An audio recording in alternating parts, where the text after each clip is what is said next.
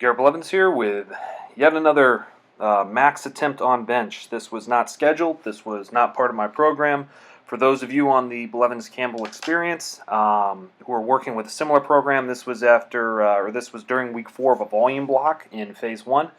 And so you saw 455 there move pretty well, and at least 585 or 485 here moved as well as it's ever moved. So I'm really happy about that rep. But I decided to go up and put 500 even on the bar and see what would happen. This is not a good idea when you're on a volume block. I have not tapered, I have not prepared, but luckily I was still able to lock it out very easily, and I'm extremely happy about that. That's actually the lift that I entered back into powerlifting for about 3.5 years ago. That was what I had my eyes on, and I wanted to bench press 500 pounds, and now I have done that, and it was a pretty clean rep. I think I had more in me, but again, as it was not the day to max, and I just threw that in before my work sets, I decided to just get back on schedule and not overwork too hard. Now, I ended up overdoing it a little bit on the close grip. This was supposed to end at a 9 RPE. I definitely ended at I guess it's a 10 RPE when you get down to it because I fail halfway through this rep. And so that was a problem. Not exactly what I wanted. As you see here, I kind of rack it before I lock all the way out. So that would have been 9 reps at 9.5 RPE. Instead, it was 10 reps at 10.5 RPE since I did not finish that final rep. I do contribute a lot of the pressing strength increases to this 4-inch off the chest rack press. When I relax and then have to restart, not only is this helping me pattern a good movement from the rack, but it's also allowing me to activate my chest better. And for good measure, I decided to throw a 20-pound conventional deadlift PR in there. This is an all-time, lifetime PR without a belt, and I think even with a belt. So that was also there on this week. Crazy week, lots of PRs. Not supposed to be there on a volume block, but they were. Anyways, I wanted to continue on with our Christian ethics series. This is part 3, and just based off some of the comments in the last video, I'm going to go a little bit further into God as a self-relational God. Christians believe in one God revealed in 3 persons. Now, the one God is the one, they are co-substantial. These persons are co-substantial. That's one of the words used, but they have the same substance, the same essence, the same nature, yet they are 3 distinct persons. They are not one God acting 3 different ways. Neither are they 3 separate gods who make plans together and do things in unison. They are, in fact, one God.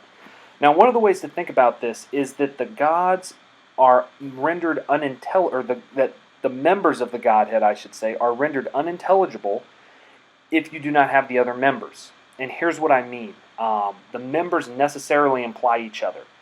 One of the core tenets of Christianity is that God does not change, is the same yesterday, today, and tomorrow.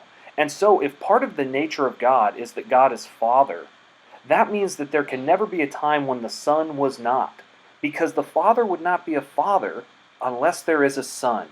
Likewise, the Son cannot always be the Son unless the Son is in relationship to the Father.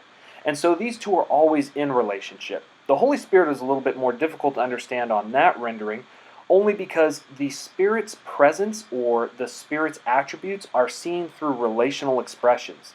What this means is there's a certain look to the actions or the relationships that are characterized by the presence of the Holy Spirit.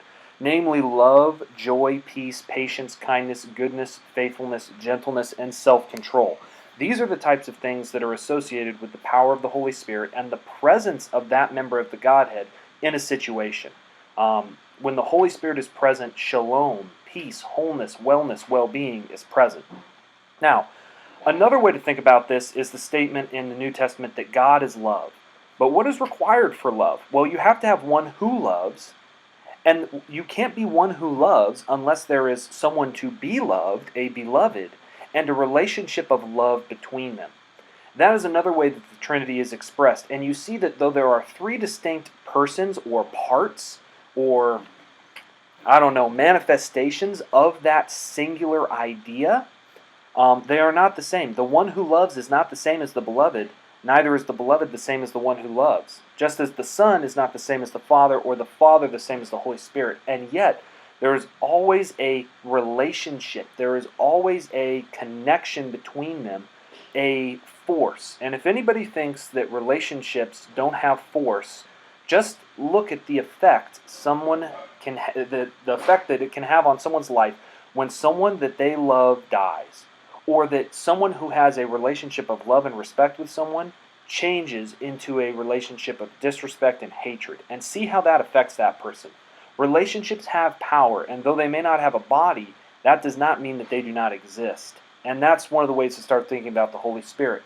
It also directly ties into Christian ethics, because human beings are to be the representation, the manifestation, the image of this God in physical form. That is the purpose of humanity as it's laid out in Genesis 1, which I will get into more in part 3.